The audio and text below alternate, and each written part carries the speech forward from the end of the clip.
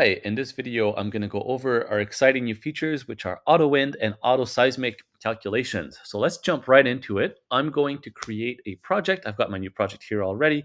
So the first thing I'm going to do is I'm going to add an address for my project. So I'm just going to take it easy here. I'm going to use a pretty famous address, which is 1600 Pennsylvania Avenue, Washington, D.C.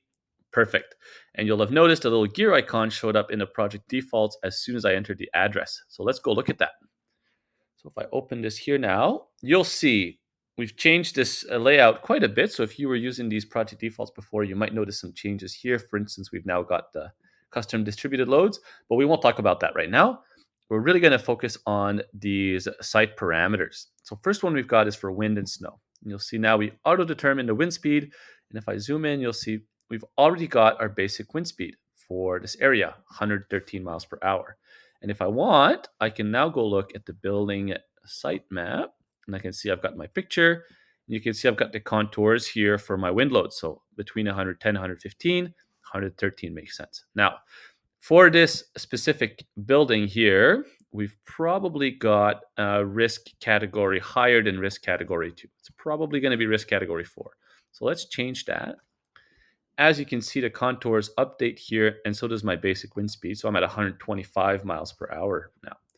Now I'm going to go up. I'm just going to close this map just to make things a bit clearer. Once I've got this basic wind speed, if I wanted to say my local jurisdiction actually mandates a specific wind speed for design, I could just hit no and enter my own value, maybe 130 or something like that. But in this case, I'm just going to leave this at the automatic. You'll also see we show you the ground elevation above the sea level now. Again, that's based on your address. We find that's quite useful, especially when you're dealing with the ground snow load, where some jurisdictions, especially in the mountains, might have some different requirements depending on your elevation. It's also useful for our wind speed because we can use the elevation adjustment factor. So by default, we'll do that in ClearCalcs. We'll adjust for the ground elevation. Now, if I keep going down, you'll see we've also got our seismic site parameters. So the first thing I'm going to do is select my site class. So here, I've got, by default, we've got site class D default. I could change this. So if I switch that to hard rock, you can see already my seismic design category went from SDC C to SDC A. Let's go back to default for this one though. If I open this section here, you can also see my seismic design parameters. So my SS, S1, TL values, which get used in the equivalent lateral force method for my seismic loads. And it also calculates my SDS value. So that's a design acceleration. And this one right now only gets used in our shear wall calculators. And that's to account for the seismic effect of the dead load on vertical seismic loads. So that's about it for this. Again, I could set this to no if I wanted to enter my parameters manually. In this case, I'll just leave this at yes. So once I've got these in my project defaults, there's quite a few other things, but we'll skip over them for now. Let's go and create a new calculation.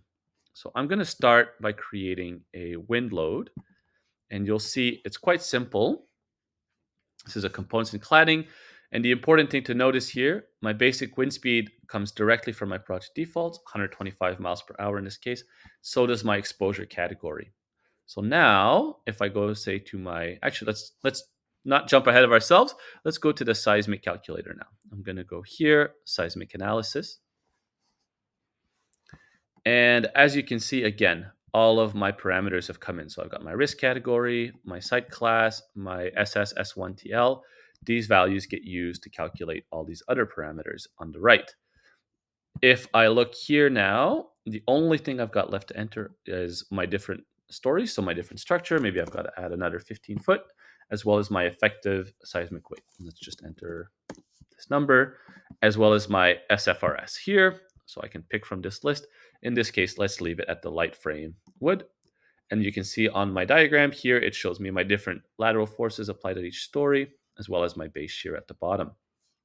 So now that I've got this, let's say I've got a change in project criteria. Maybe instead of risk category 4, it's now gone to risk category 2 again. As soon as I do this, you'll see my wind speed got changed, so did my seismic design category, and so did these parameters. And immediately you can see the gear icon showed up. So if I go to my wind loads, again, 113 miles per hour. So this updated, and therefore everything downstream from that also updated. So that includes the wind pressures, as well as the, the relevant coefficients. That also involves the seismic analysis. Again, my risk category is 2 here, so that affects my seismic base shear, my seismic design category. So that's about it for this feature. I hope this was useful. Feel free to reach out. You can hit the little paper plane on the right here, and that'll send us a message. We'll try to respond as fast as we can.